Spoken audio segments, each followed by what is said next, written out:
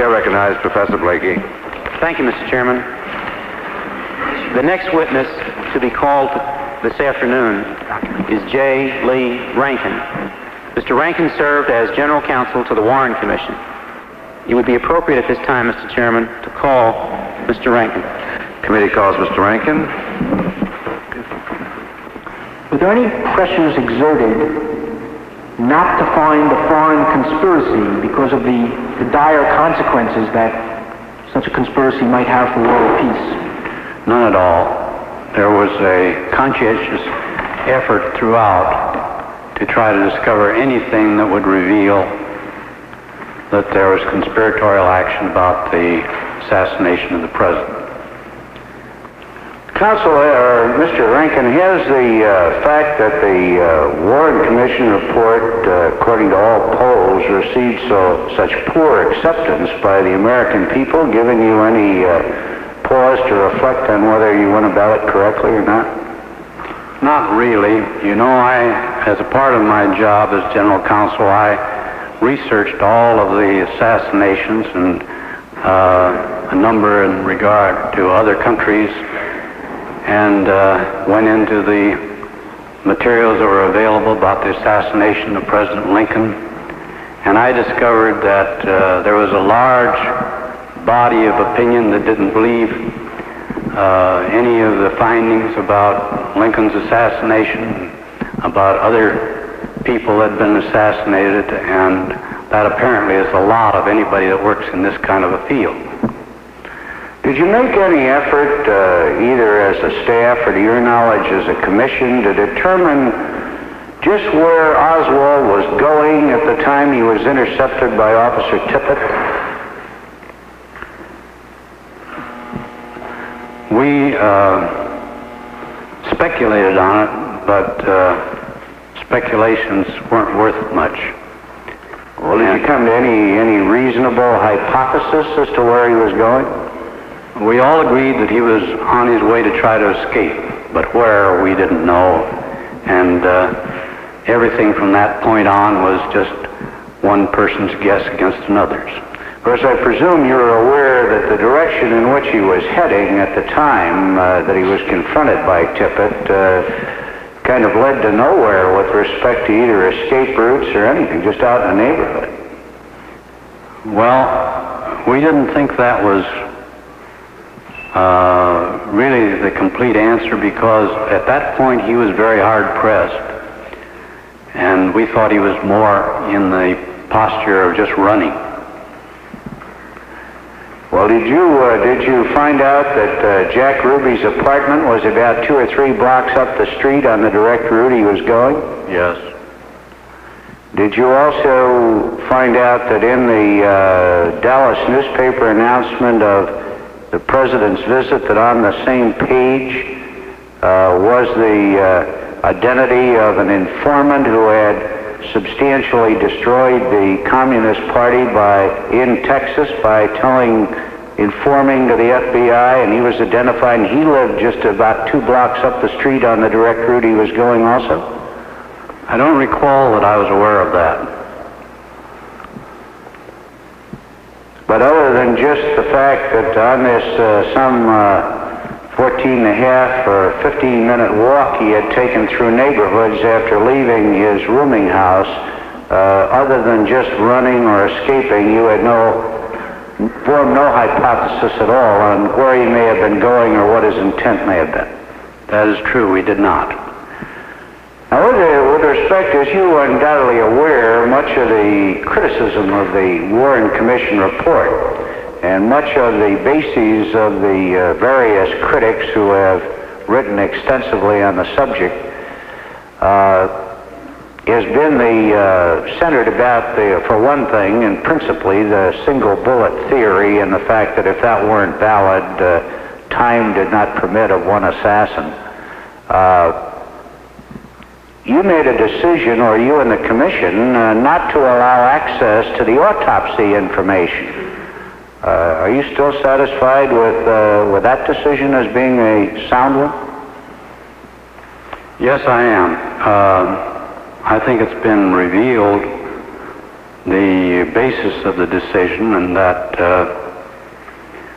the Kennedy family did not wish to have the pictures of the president as shown by the x-rays and the other pictures after the assassination attempt as the way that the American people in the world would remember the dead president. And we thought we had good evidence from the doctors who were involved at the hospital in Dallas and also at the autopsy. And we did not want the president's memory to be presented in that manner. And we'd already promised the American people, that the commission had, that everything that they obtained, except for such matters that involved national security, would be made available to them. So we would have to publish if we made it available. So in light of that, I think the choice that was made was correct, and I don't think it's done any harm. And I still would hate to have published throughout the world those pictures as a remembrance of our president. Well, on the other hand, Mr. Rankin, this committee staff and the committee made all of that original material available to a panel of pathologists. But we did not feel any necessity to make the pictures themselves public. To the extent they were relevant, we had drawings made from the original and produced them, and were able, I feel, to have totally laid at rest the one bullet theory because of the ability to determine the points of entry of wounds and exits, and to be able to project back from those wounds to locations from which firings occurred. And I don't think we were in any way compelled to or did do anything either distasteful or shocking at all as far as our public exhibitions of the situation were concerned. Now, as far as I know, you haven't promised the American people that you would give them everything that you received. Maybe you have, I'm not aware of it. But we had, the commission had, and they would not have been willing to cover up anything or withhold anything after such a promise. Well, do you feel then that you may have made an error in promising to make all original material available, or do you feel you may have made an error in not making the material available to pathologists? No, I don't think either one of them. I think that if we hadn't promised the people and done what we did about giving them everything that the commission examined that was not involved in national security, the commission's work would have had little credence with the people. And I think that once having done that, the commission couldn't say, well, we did everything but this and this and this, and that we aren't going to give you.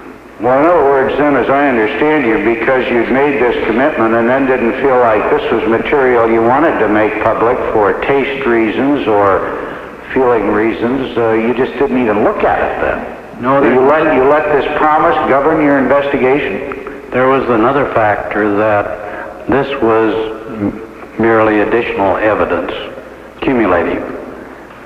The evidence of the doctors was equally good as far as the law goes, and was of first quality, so that it wasn't as though we were without evidence. No, but based on the testimony of those doctors and the evidence developed, they were, for example, like 4 inches off on the point of entry of the head wound, which, of course, projected would be a horrendous error. I don't know that. I've heard that your staff has discovered that, and that Dr. Humes has admitted that he was that much off. At the time, it was, and since, until I heard that, it was difficult to imagine that a man conducting an autopsy could make that kind of mistakes when he was observing the body that he was examining and so forth. Well, now that you've heard that, are you still satisfied with the decision not to even allow access to the X-rays and autopsy original data? I think I would not do that if you combine with that the obligation to publish it, because I think that is the importance of President Kennedy to the people of this country and to the world as an American public leader is, I think, very valuable, even today. Well, would you have taken that position vis-a-vis any relevant information that if you decided that either because of embarrassment or damage it might do to the FBI or the CIA or international relations or whatever, that because of this self-imposed obligation to publish in general, you just then followed the proposition of not even looking at it? No, and I think our work shows that we didn't. But as you probably know now, that information was withheld by the FBI with respect to the so-called Hosty note from Oswald threatening to burn down a police station, or allegedly so. Yes, but Congressman, if you look back at that period, we, all of us, didn't believe the FBI was capable of that kind of conduct. At least I didn't, and none of the commissioners did. And I think that all of our ideas about what people in government are capable of and do has changed. But back then, we didn't think they would do such things. Did you receive any advice from the FBI about the 17 agents that were subjected to administrative discipline because of their mishandling of the pre-assassination information about Ruby? No, I didn't. Not Ruby, Oswald? Yes. And I think that's very shocking, too. I think we were entitled to that information and a frank disclosure by Mr. Hoover that he felt that they should be disciplined and why, and that we should have been able to go into that and try to discover if it had any effect on our work. And I assume you feel the same way about the CIA's non-disclosure of the alleged assassination plots that they may have participated in vis-a-vis Castro? I do. Are you satisfied with the decision to hold all in executive session hearings rather than public hearings? Well, do you think that may have contributed to the lack of acceptance of the report? We had one open hearing. That was because Mark Lane demanded That was Mark Lane, and I think you had similar experiences. Who would naturally demand a public hearing, right? And I didn't think it helped with your hearing, although I think you handled it well in regard to some of the problems that developed. As some people that watched it said that Mr. Lane had done for the legal profession what the Boston Strangler did for the door-to-door salesman.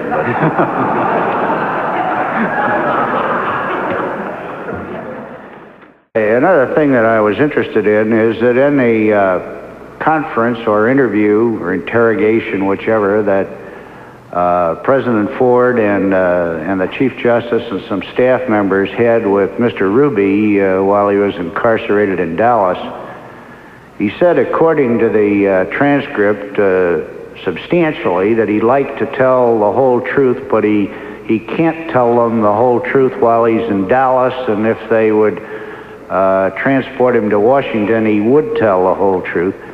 Was any follow-up ever done of that at all by the staff or otherwise? No, there wasn't. We were all convinced that Ruby was interested in a trip to Washington rather than how much he could enlighten the commission. And it seemed quite apparent when you observed him and his approach to the whole suggestion. Were you there at the time? Yes. And is that the impression you got individually, too? Yes. Yes, I thought that he was quite enamored with the idea of coming to Washington, and he even wanted to see the president. And it was easy to imagine what that would all develop into if you got started in it. Mr. Rankin, it appears to me that there are two things that the commission was looking for and could find neither. One was a motive for Lee Harvey Oswald to commit the crime, and the second was the question of whether there was or was not a conspiracy. Would that be true? The commission was trying to ascertain the facts relative to those two things? Well, it's true they were. I felt they did find an answer to the first one that you described, that they felt that there was no motive beyond Oswald's own ambition for notoriety and position and so forth that was gone into at some length in the report. Well, let me ask you this. Would whatever his activities were in Soviet Russia, do you think that it's possible that that could have provided some insight into motivation by way of background? I don't think so beyond what we presented. Now, I'm quite aware, as I think the report shows, that we only said that we were unable to discover any such information about conspiracy or conspiratorial activity. What else he might have done that we never could get any information about through our efforts through the State Department or CIA or anyone else is just a matter of speculation. Well, it would seem that in that area, that's where Yuri Nusenko would have been very important to the commission in terms of what he was able to tell the CIA about Oswald while he's in Soviet Russia, would it not? Well, if they got anything from him, when they reported to us, they didn't report that they got any word about his associations with Oswald or knowledge about Oswald or anything like that.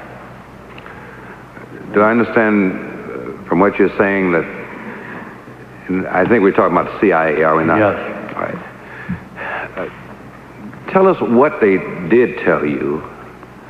My recollection... That Nusenko told them about Oswald in Russia. They were satisfied he was not a KGB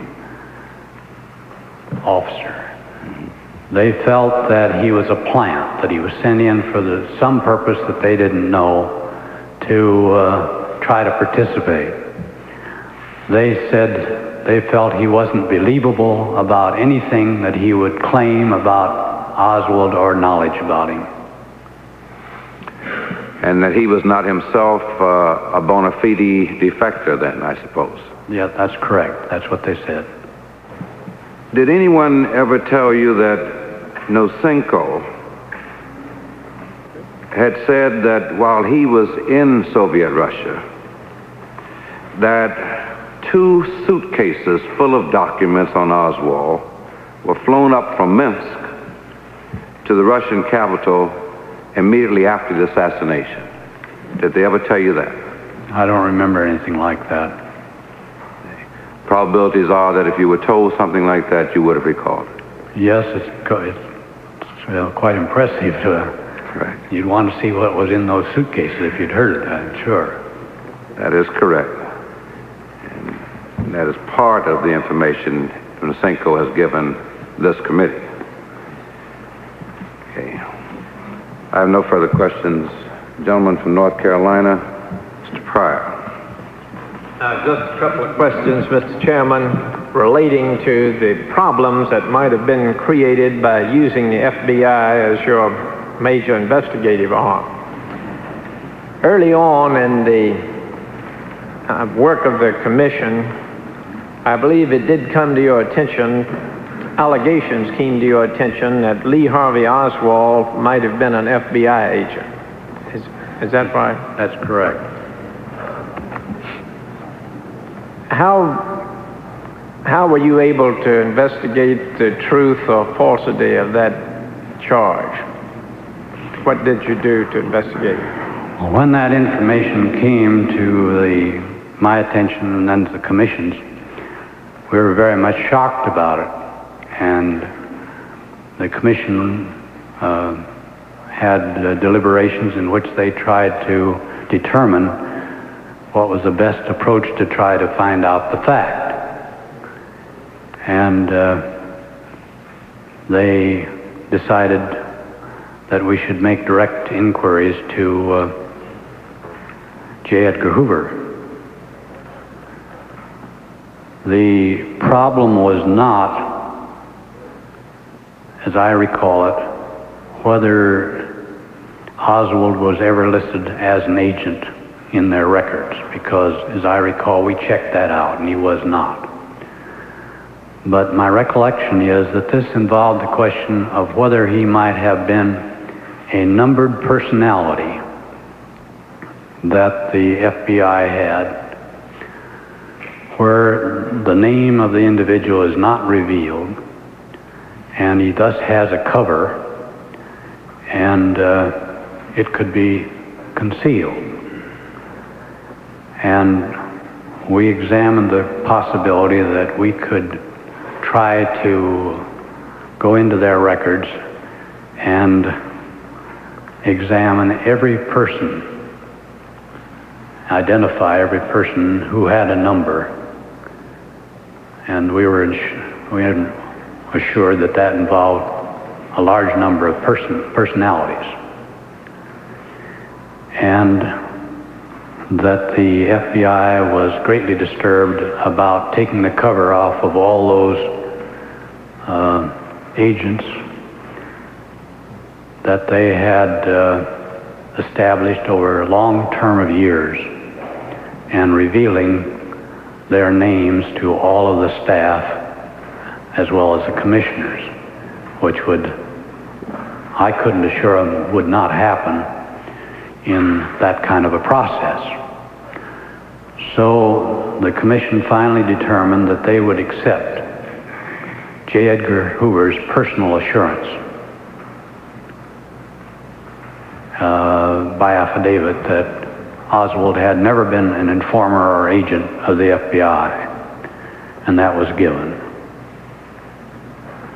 Well, you were somewhat in the position of asking the FBI to investigate itself, or go into the innkeeper to ask whether the wine was good or not. Let me ask one other question. At that time, Congressman, that didn't seem so impossible as it might today. Yes, I think your answer to an earlier question has demonstrated a certain fall from innocence that we've all had since that time.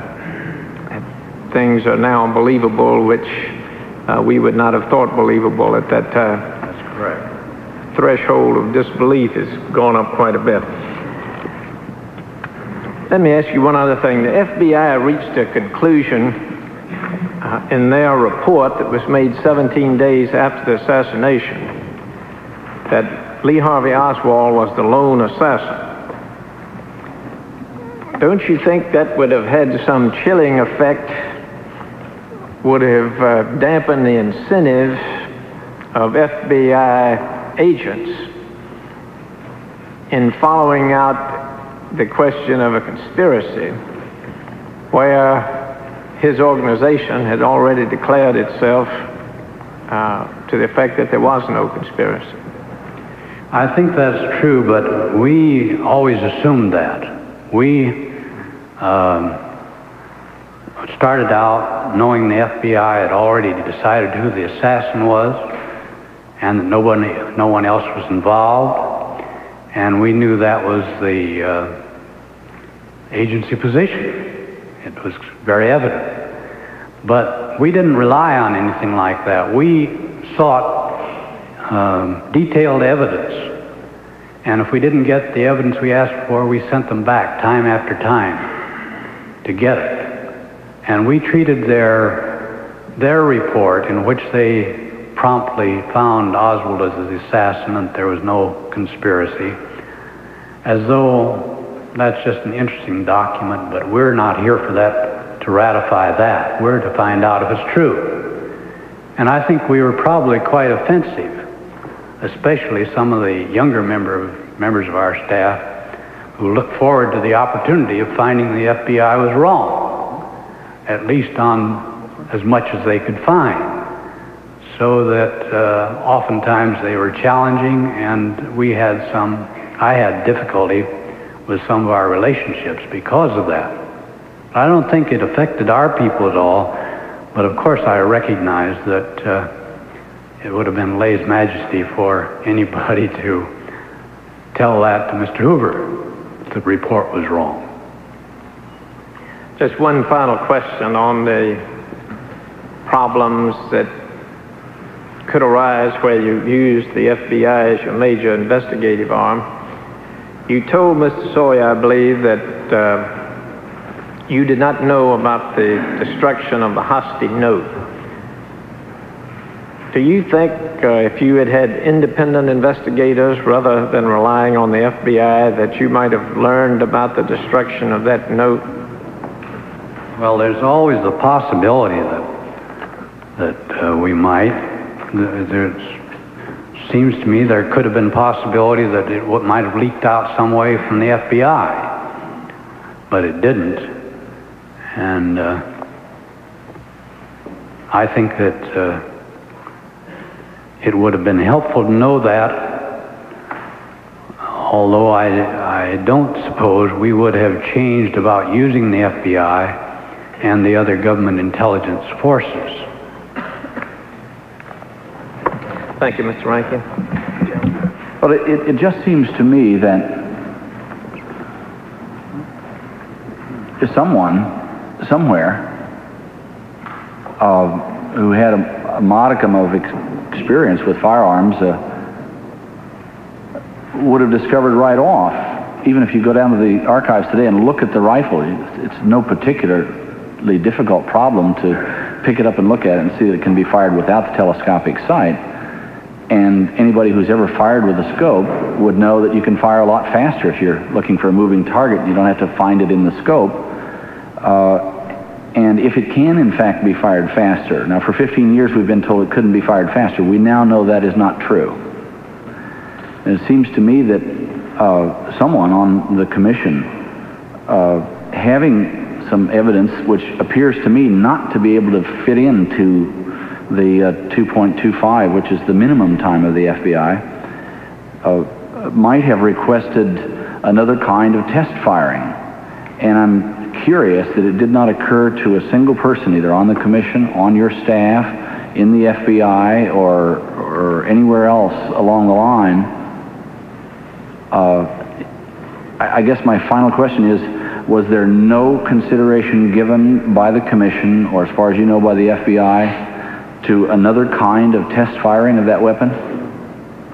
Not that I know of. Of course, there are also problems of the leaves on the trees and how you fit them in, and the point where the Zapruder film showed the impact had to be, that is, that it had to be within certain spaces. All of that had to be fitted in too. So you're not just free to say, well, I can shoot this weapon so many times within so many minutes. There are many other problems that you have to deal with and fit within.